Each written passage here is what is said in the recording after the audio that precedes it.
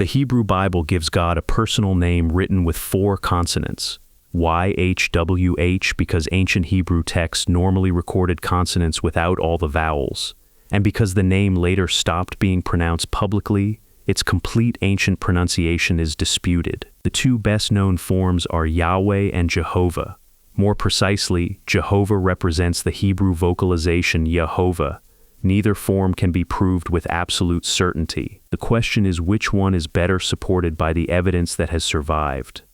The strongest internal evidence comes from Hebrew names that contain part of God's name. At the beginning of names, the divine element appears as Yeho, or in contracted form as Yo, Jehoshaphat, Jehoram, Yehonatan, also shortened to Yo-Natan. At the end of names, it appears as Yahu or Yah, Yeshai-ahu, Yir-me-ahu, Eliyahu, Tsephaniah, and Hallelujah means praise Yah.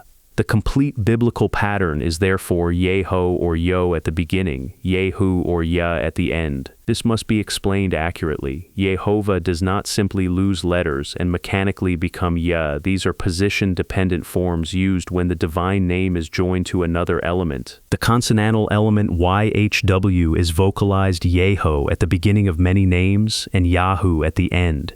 Yo is a contracted initial form, while Yah is the shorter form based on YH. Hebrew vowels can change when a word becomes part of a compound name, especially when the stress moves. This means that Yahweh is not incompatible with Yeho. Supporters of Yahweh argue that a form related to Yahu could appear as Yahu at the end of a name, but undergo vowel reduction and become Yeho or Yo at the beginning. That is a legitimate Hebrew linguistic explanation. It would therefore be inaccurate to claim that Yahweh cannot account for the prefixes. But there is still an important difference. Yahweh corresponds most directly with Yah and Yahu. Jehovah contains the complete audible opening Yaho exactly as it is preserved at the beginning of many biblical names. Yahweh reaches Yeho through a reconstructed sound change. Jehovah contains Yeho directly.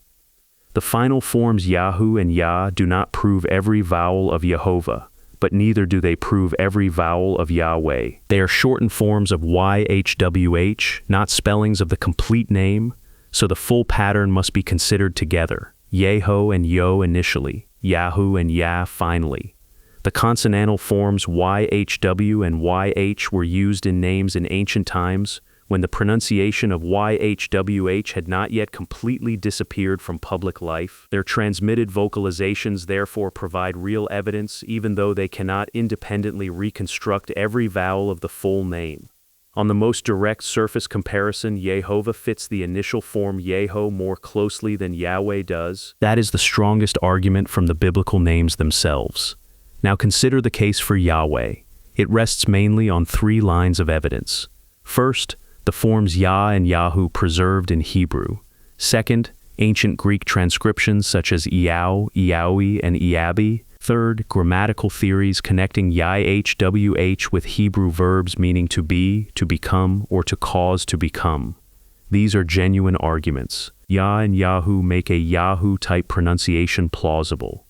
Some Greek forms resemble Yahweh or related pronunciations, and the grammatical explanation may connect the name with the declaration in Exodus 3:14. This is why Yahweh is preferred by most modern scholars.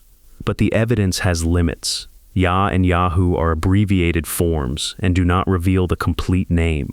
The Greek transcriptions vary, come through another alphabet and sound system, and were recorded after public pronunciation of the name had already become restricted. A grammatical theory may explain a possible meaning and word formation, but it cannot function as an audio recording of the original vowels. Yahweh is therefore a plausible reconstruction, but it remains a reconstruction. It should not be presented as though every vowel had been conclusively preserved. Now consider the evidence for Jehovah. The medieval Masoretic manuscripts place vowel signs around YHWH. According to the standard scholarly explanation, these signs normally instructed the reader to substitute Adonai or Elohim in certain contexts, rather than pronounce the name. That explanation is supported by the established Jewish reading practice, and by changes in the pointing when the name appears next to Adonai. For that reason, the manuscript pointing alone cannot prove that Jehovah was the pronunciation used in Moses' time. Even finding the complete pointing Jehovah in many manuscripts does not settle the issue, because many manuscripts can preserve the same reading convention. But the opposite claim is also too strong. It is often said that Jehovah was merely invented by Christians who misunderstood Jewish vowel signs. Jewish sources show that this is not the whole story. The Babylonian Talmud says that the pronunciation of the four-letter name was privately transmitted by teachers to selected students. The passage does not state the vowels, so it does not prove Jehovah. But it shows that Jewish tradition claimed to preserve a pronunciation after public use had ceased. More importantly, some medieval and early modern Jewish authorities explicitly described the vowels of YHWH as Shiva, Holam, and Kamatz. Those vowels produce Jehovah. For example, a discussion preserved in the Responsa of Rabbi Meir of Lublin identifies those three vowels with the Tetragrammaton. Other Jewish writings likewise treat that vocalization as a received or secret tradition. This does not prove that the tradition reaches unchanged back to Moses. It does prove something narrower but important. Jehovah was not merely an accidental Christian invention. It existed within an actual Jewish pronunciation tradition among people who knew Hebrew and were discussing the name's vowels deliberately. This creates two different kinds of evidence. Yahweh is supported by a scholarly reconstruction based on shortened Hebrew forms, Greek transcriptions, and grammatical analysis. Jehovah is supported by its direct correspondence with the biblical prefix Yeho, by Masoretic vocalization, and by Jewish authorities who explicitly identified Shiva, Holam, and Kamatz as the vowels of the name. Each side has a weakness. The strongest evidence for Yahweh is indirect and reconstructive. The strongest explicit evidence for Jehovah is later than the biblical period and may reflect a reading tradition rather than the earliest pronunciation. Neither side can eliminate all uncertainty. So which form has the stronger overall case? If priority is given to the complete pattern preserved within Hebrew itself, Jehovah has a distinct advantage. It contains Yeho directly. It remains compatible with the related forms Yo, Yahu, and Yah once their different positions in names are understood. And unlike Yahweh, Jehovah is explicitly preserved as a complete vocalization in a documented Jewish tradition. Yahweh can explain the biblical prefixes, but it must do so through reconstructed vowel changes. Jehovah already contains the prefix that the Bible repeatedly preserves. Yahweh is supported by ancient and only indirect clues. Jehovah is supported by the internal Hebrew name pattern and by an explicit Jewish vocalization tradition. The conclusion should therefore be clear. Yahweh is possible, it is not baseless, and it should not be dismissed. But it is not proven. Jehovah, representing Jehovah, is also not proven beyond all doubt, but it is more deeply supported by Hebrew evidence than is often admitted.